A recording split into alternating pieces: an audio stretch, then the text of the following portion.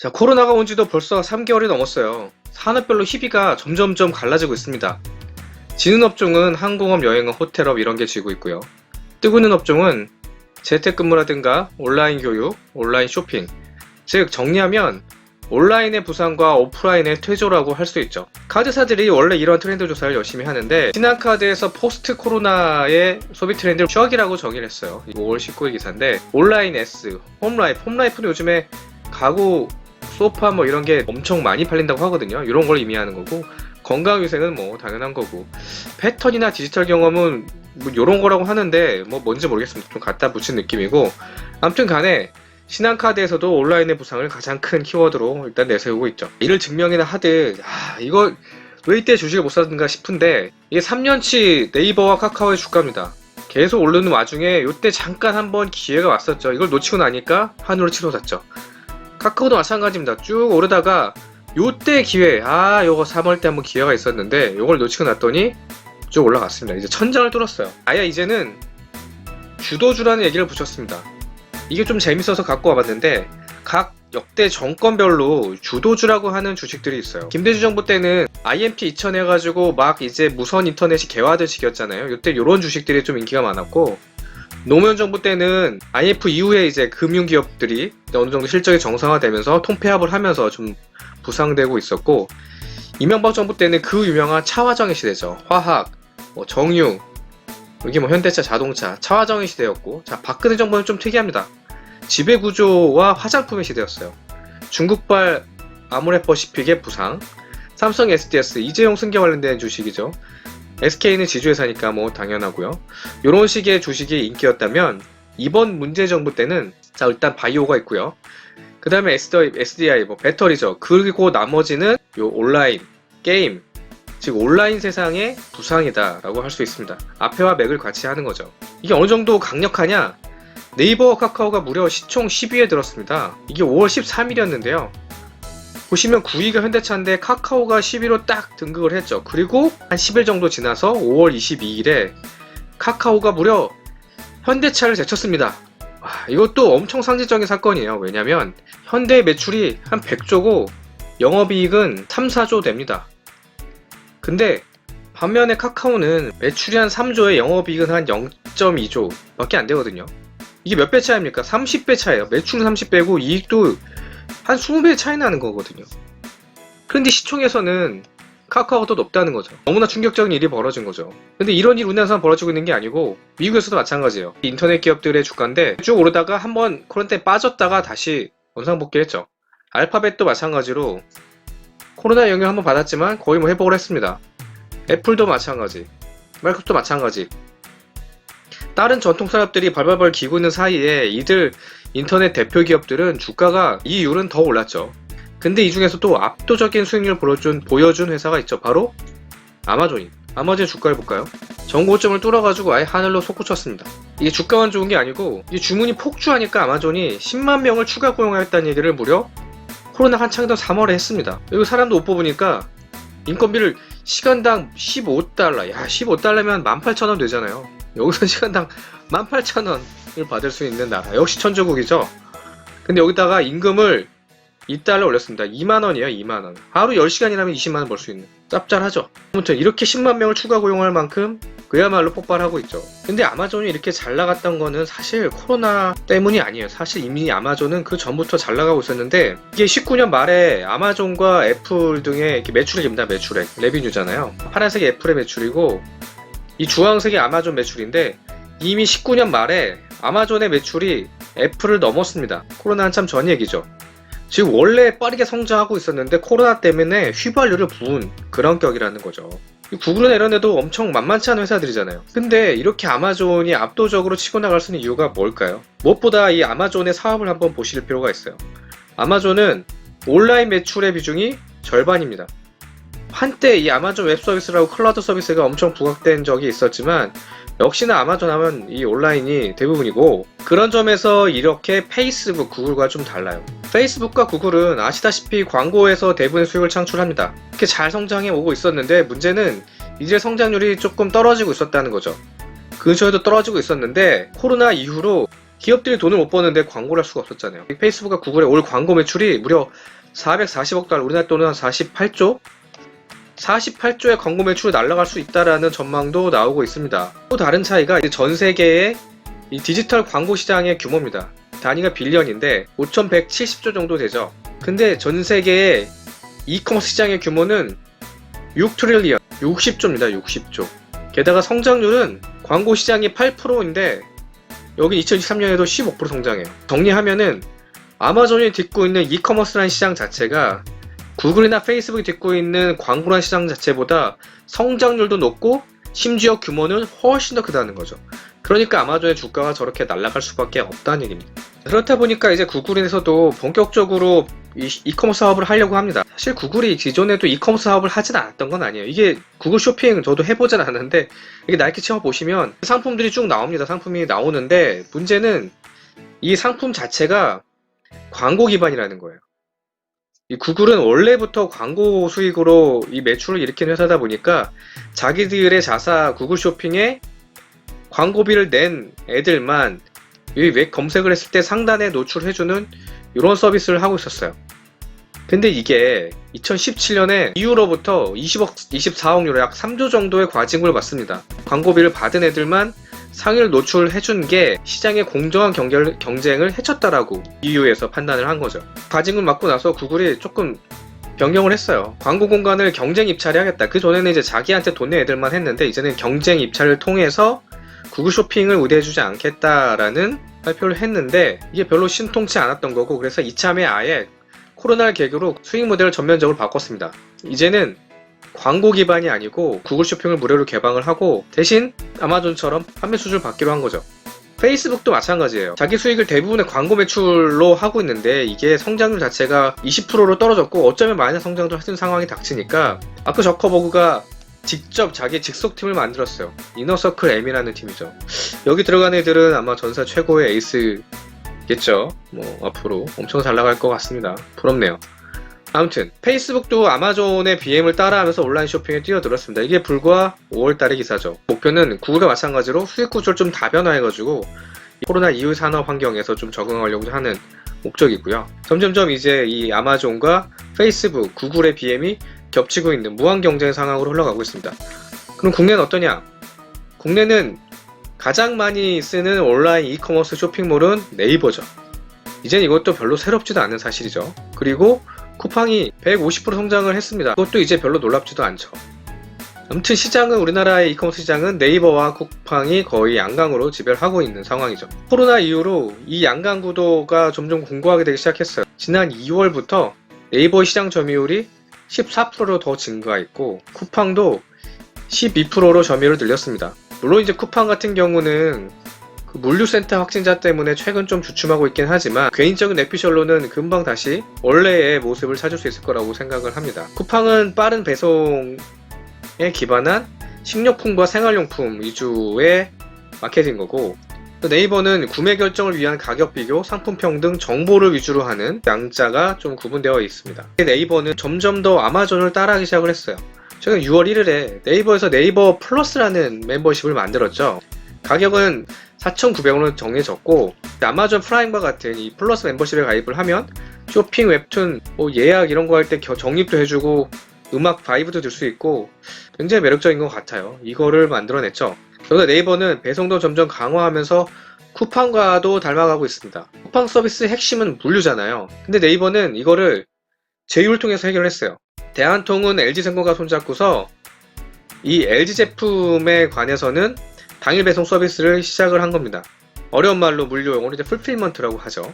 이렇게 네이버가 강력하게 커머스화되기 시작하니까 이 검색 포탈에서 이미 시장을 장악한 네이버가 이커머스 시장도 완전히 압도하지 않을까라는 우려가 들기 시작을 합니다. 참고로 미국 같은 경우는 검색은 구글이고 쇼핑은 아마존으로 나눠지는 상황에서 이렇게 이제 경쟁 구도가 생기는 건데 우리는 이미 검색이 네이버고인 상황에서 커머스조차 네이버가 되면은 더 이상 한국 사람들은 네이버의 세상에서 빠져나올 수 없는 상황이 되겠죠. 그러면 네이버는 왜 이렇게 커머스에 목을 메고 있을까요?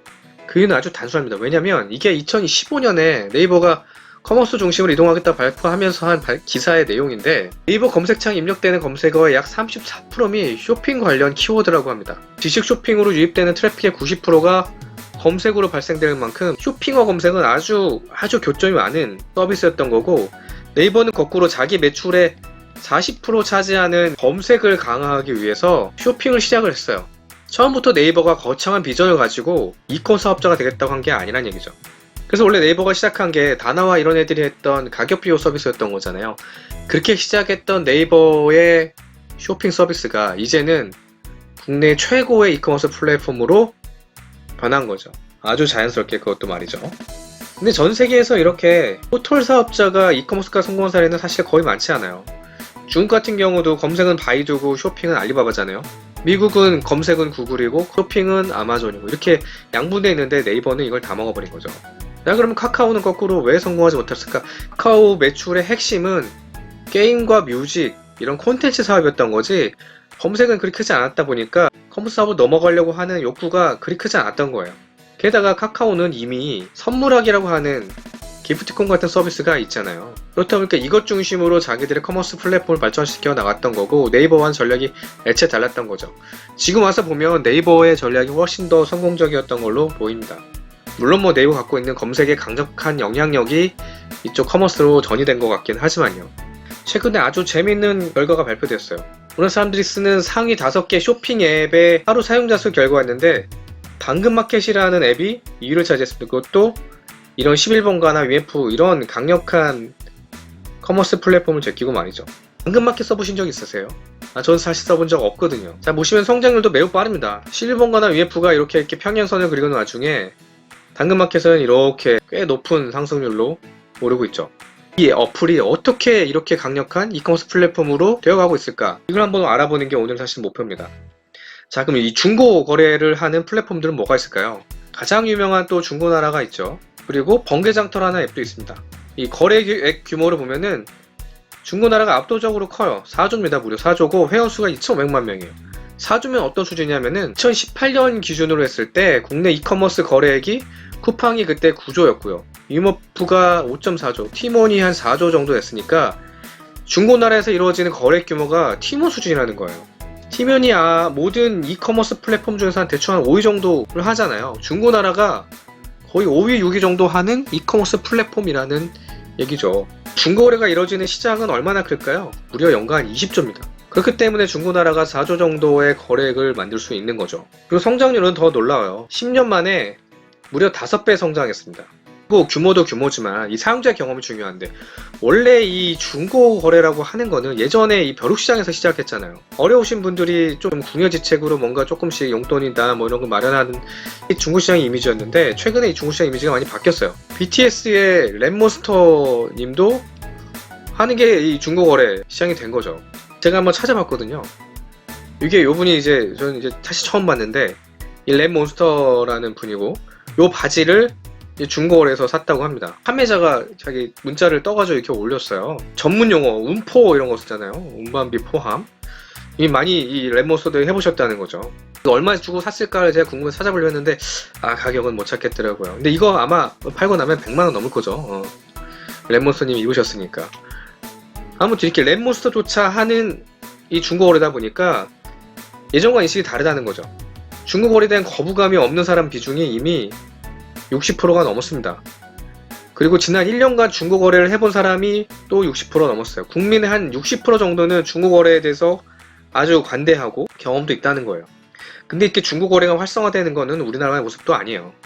이 미국조차도 이 10년 내 패스트 패션 규모를 넘을 거예요. 중고 의류 시장이 유니클로 이런 패스트 리테일링 시장보다도 더 커질 거란 얘기예요. 2020년에 중고 의류 시장입니다. 정확히 의류 시장 규모가 44조 정도 될 거라고 하는데, 17년에 200억 달러였는데 5년 뒤에 410억, 거의 2배 성장하는 엄청나게 빠른 시장이 중고 시장이라는 거죠.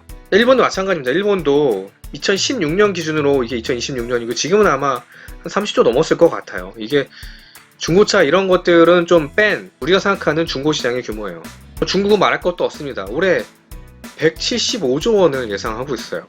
이용자가 2억 명이 넘는데요. 이처럼 이 중고시장의 성장은 우리나라에만 국한된 현상도 아니고 전 세계 모든 나라에서 발생하고 있는 현상입니다. 왜 이렇게 중고 거래가 활발해지고 있을까요?